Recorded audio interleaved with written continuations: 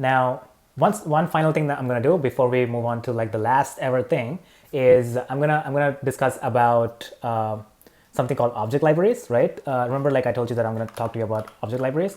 I'm gonna go back and I'm gonna delete the build folder. I'm gonna delete the install folders right here, right? So remember, like in the object folders, in the object libraries, all right, I'm gonna go back to the CMake reference documentation. I'm gonna look for something called add library, right? I'm gonna say in the CMake commands, I'm gonna say add library, right? Add library. And I'm going to look for object libraries, right? So the way you specify object libraries is just like this, and say add an object library to compile source files without archiving or linking their object files into a library, right?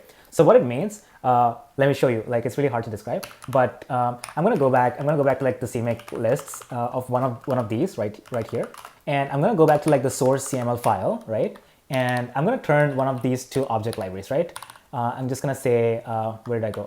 Okay, let's turn renderer into an object library, right? I'm going to open this. I'm going to say that renderer is going to be an object library, right? An object library. Okay, so I'm gonna turn this into an object library, and I'm going to go here and I'm going to compile this. Okay, I'm going to say build. Okay, I'm going to say this preset coffee, right? Right, and I'm going to build it once again. Right, and I'm gonna say I'm gonna install, right? I'm gonna install inside I'm gonna install inside the install folder, like just like how I did last time, right? And I'm gonna go to the install folder and take a look, right? So now we have libcore, libgraphics, libgww, but there is no lib renderer. So what happened here is like librenderer, it just like embedded itself into the folder. Into the library that was linked to it, which is like the graphics library, right? So remember, if you say like when I go back to like the graphics CML file, if I go back to the graphics CML file, I said like link graphics to renderer. Because this is an object library, it just like consider this like a pure like a bundle of object libraries. And what it's going to do is like it's going to embed all of these like all of the stuff that's inside this object library into graphics. Like so now graphics contains all the symbols, like all the implementations from renderer inside graphics, right? So there is no need for renderer again. So there is no need for renderer static library to be exported. And so if I go back and if I build the game, right? If I actually like clear this, and if I say CMake or CMake source and build like this, right? And if I say CMake build, and if I do this, okay, it builds the target game. And if I say CMake install, and I'm going to say build, and I'm going to give it the prefix, and then I'm going to say install outside, because I don't have a prefix file for this. Like, sorry, I don't have like a preset file for the game. I added the preset file here, right? So that's why I don't have to specify the prefix and stuff like that. But for game, I have to still specify that, right? Okay, so it installed something called game, like the executable game. And if I go back to this and if I run the game, okay, if I run the game, right, it still works, right? It's creating the renderer, and then everything still works, right? So that's the difference between object library and a static library.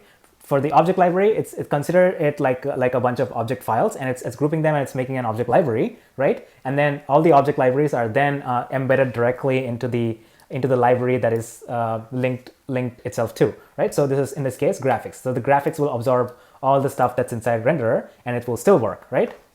Okay, perfect. Now, yeah, so we've discussed everything about like object libraries and different kinds of libraries. We've discussed how the compilation works. We've discussed about like the cache variables. We've discussed like target systems, and we've discussed like lots and lots of CMake stuff. Like, and we've also built like this beautiful game engine structure right here. And the final thing that's left to do is discuss about cross compilation, right? What we're going to do is like we're going to change things into we're going to segregate our build system into two different systems. Well, it's not that difficult. It's just that we have to like have two separate folders for our install, right? In our install step. So we'll have something like install/Linux and install/Windows, right? So in the Windows folder, we'll have like a Windows specific stuff, and in the Linux folder, we'll have Linux specific stuff. And we can easily do that with something called cross compilation. And I'm going to show that to you next. Okay. All right. Before that, I'm just gonna like just to make things easier for me. Well, first of all, I'm gonna change this back. I don't want this to be an object library. I want this to be a static library, right? And I'm gonna compile this again, right? I'm gonna go back and I'm gonna say preset coffee, and I'm gonna compile this again, build this again, right? And now it's built the target renderer, and I'm gonna install it, install. Install, please. Install. Yeah, install it again. I'm going to go back and check the install folder. Now there's a librenderer.8, right? Okay, so now it's back to where it was. So now what I'm going to do is like I'm going to put all these commands into like a nice bash file, right? So into a bash script, basically. I like to name the folder tools. Let me name the folder as tools. And inside the tools, I'm going to create a file called build.sh, right? I'm going to go back here and I have to say hash and shebang and like something like this, and then I have to say bin/bash, right? So in the bash files, this is not about CMake, this is about like bash. So you have to specify, you have to like write this line on top of like the bash file in line number 1, right? Always. I'm not really sure why, but that's just how it is, right? And then I'm just gonna paste all these commands, right? I'm gonna say CMake. I'm gonna say like preset, and I'm gonna say what's that preset? Where is that preset? It's outside. Well, I have to name the preset. It's called coffee, right? It's called coffee. And what else? I'm gonna say build, right? Build. Well, it's got the build folder already, so I'm just gonna have to specify the source, right? Source, and source is gonna be right here, right? So we're gonna be running this command in the root anyways, right? So I'm just gonna say the source is right here, right?